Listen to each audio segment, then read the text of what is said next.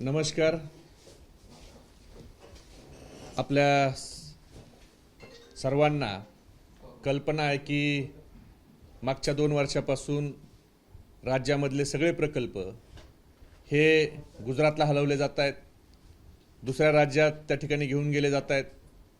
दिवसेंदिवस बेरोजगारी ही देशात आणि महाराष्ट्रात वाढत असताना आताच 3 दिवसापूर्वी हिंजवडीच्या IT हबमधल्या 37 कंपन्या ह्या स्थलांतरित झालेल्या आहेत.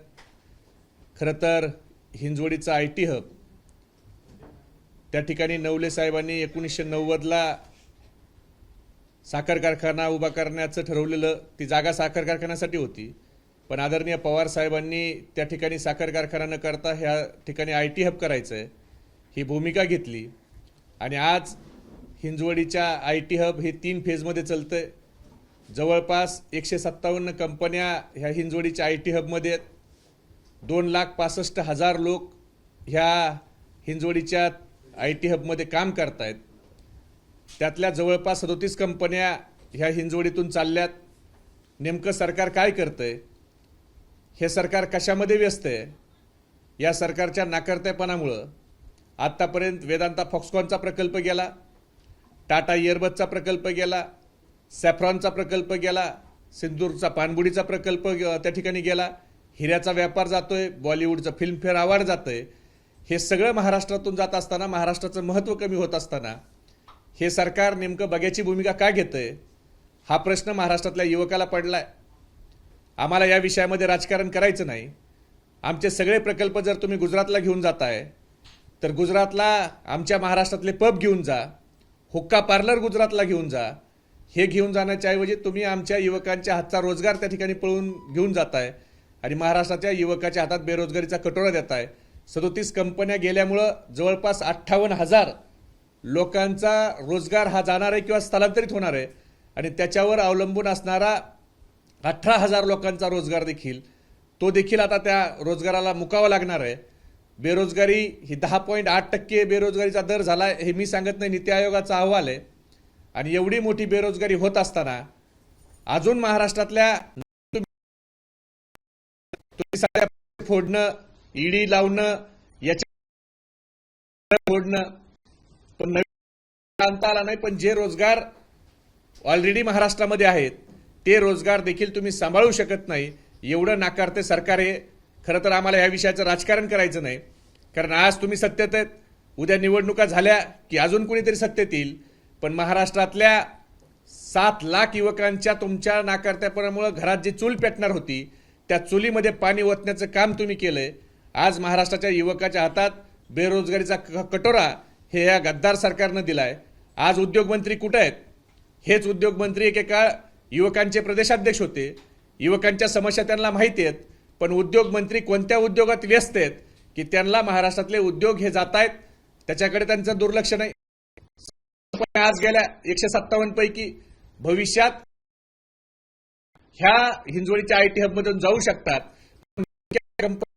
ह्या का जात आहेत?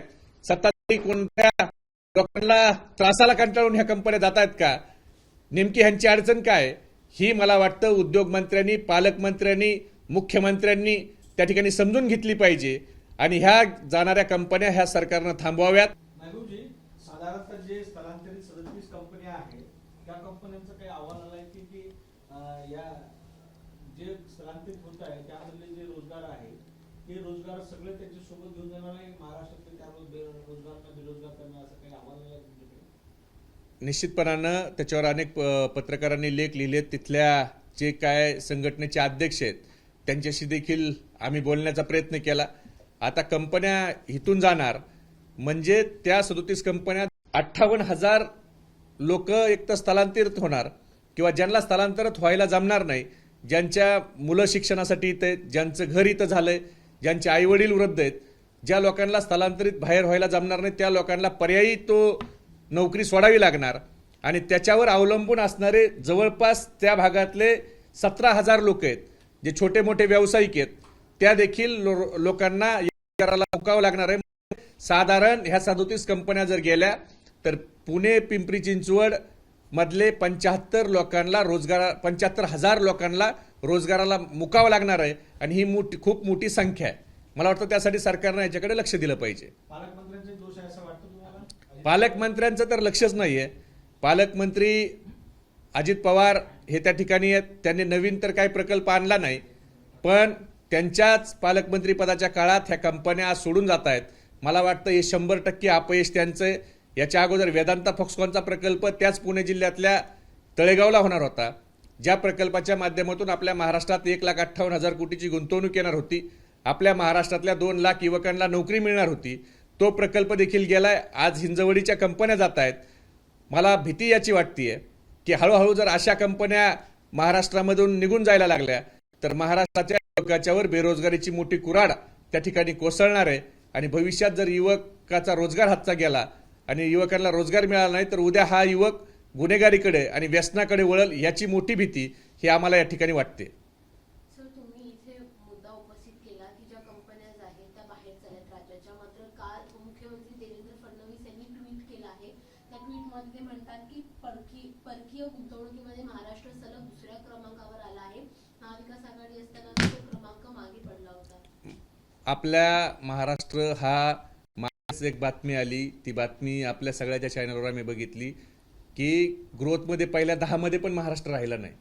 नेमकं उपमुख्यमंत्री देवेंद्र फडणवीस जी ह्यांनी सांगितलं पाहिजे की कोणते नवीन उद्योग महाराष्ट्रामध्ये आले, किती लोकांची इन्व्हेस्टमेंट. जसं आम्ही सांगतोय फॉक्सकॉन गेला. अहो देवेंद्रजी, तुमच्या नागपूरच्या मिहानमध्ये होणारा टाटा इयरबसचा प्रकल्प, ज्या प्रकल्पाच्या माध्यमातून नागपूरमध्ये 6,000 पोरांना नोकरी मिळणार होती, तो प्रकल्प देखील गुजरातला गेलाय, तुमच्या नाकाच्या खालीून गेलाय.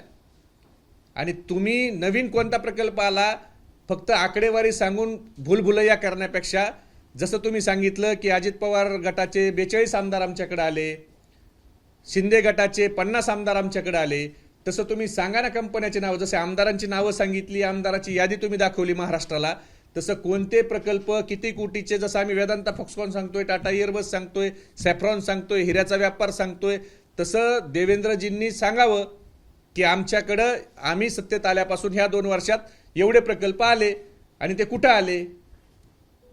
हे फक्त धुळफेक करायचं काम ते करतायत.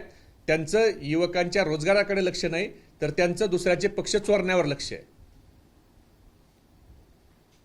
महबूबजी, काल सुनील तटकरेंनी दावा केलाय की अनेक आमदार जे आहे ते काँग्रेस पक्षात जाणार आहे. तुमच्याकडून दावा केला जात आहे की सुनील तटकरे भाजपमध्ये जाणार आहे. याबाबतची काही भाजपच्या नेत्यांसोबत तुम्हाला काही माहिती मिळाली का की ते सुनील तटकरे भाजपमध्ये जाणार आहे? आमची माहिती ही खात्रीशीर आहे, कारण 4 जूनला अजितदादाला ज्या 4 जागा मिळाल्या त्यातली एकही जागा निवडून येणार नाही.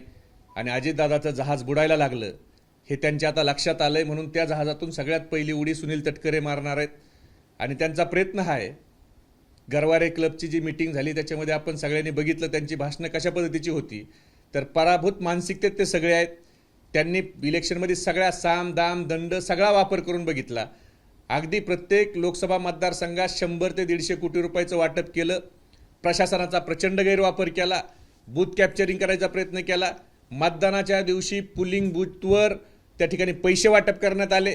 एवढं सगळं होऊन देखील या महाराष्ट्रातल्या स्वाभिमानी मतदारांनी त्यांच्या गद्दारीला धडा शिकवायचा ठरवलाय आणि हे सगळं ते पराभूत होत आहेत. आणि मग आपल्याकडे कोण थांबणार नाही ह्या मानसिकतेतून आता ते संभ्रम निर्माण करण्यासाठी आमच्याकडून जे जायचे होते ते लोक गेलेले आहेत. आता जे राहिलेत ते निष्ठावंत शरद पवार साहेबाला मानणारी लोक राहिलेत.